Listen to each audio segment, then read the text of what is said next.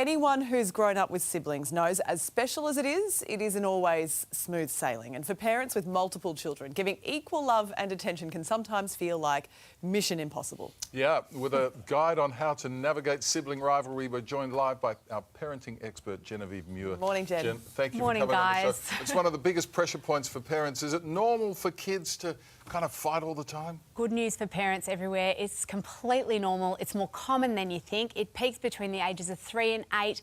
And during this time, it is normal for siblings to fight up to 8 times an hour. Wow. So I think that can really be a relief because parents can really worry, is this normal? Well, I'm right in the peak right now of a 3-year-old and a 4-year-old, and they are constantly rumbling, and it's physical with boys too, Yeah, isn't it? it is. Talk us through the reasons why it's peaking in that age. It can look like there's no rhyme or reason. He looked at me funny, he touched my stuff, can be what it sounds like. But actually, when we get underneath it, kids fight with each other, usually to draw in their primary caregivers. It's not so much that they don't like each other, it's that one of the best ways to get connection and attention from their parents is to get involved in a fight, because often we step in and we really do give them our fully focused attention in that moment. OK, well, give us some tips on... Give Sylvia some tips Yes, me.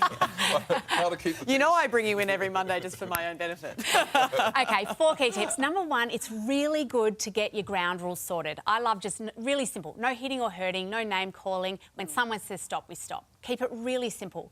And then we're actually backing out of it. And it sounds like your kids are doing this beautifully. We step out of the way. It's how kids learn about conflict and negotiation. We let them do it. But if we've got those core rules, then we know when a line is broken, when they do hit or hurt, we're stepping in with confidence to stop that hit. Hey, guys, I'm here to help. And we want to remain as neutral as Switzerland. We really want to come in so that we're not putting all the blame on one person.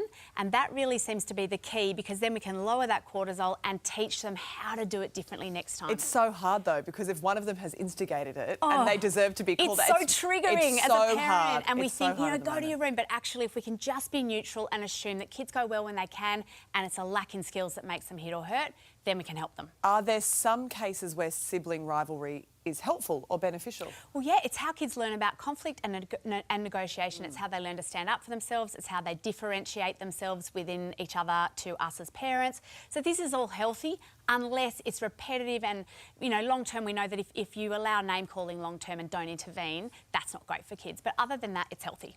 Often parents pull themselves in many directions, trying to make their kids happy. Is this effective? He got more blueberries than me. Oh, yeah. The truth is we can't make it even.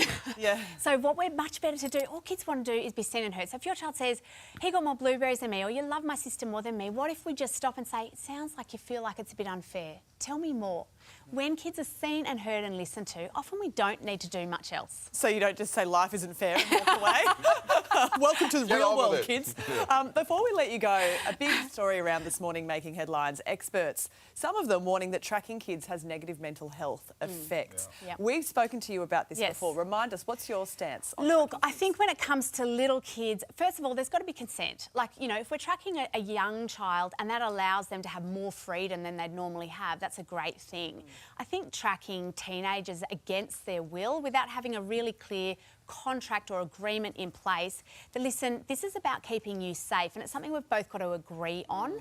I don't think it's ever good to be tracking kids without their consent. knowledge? Yeah.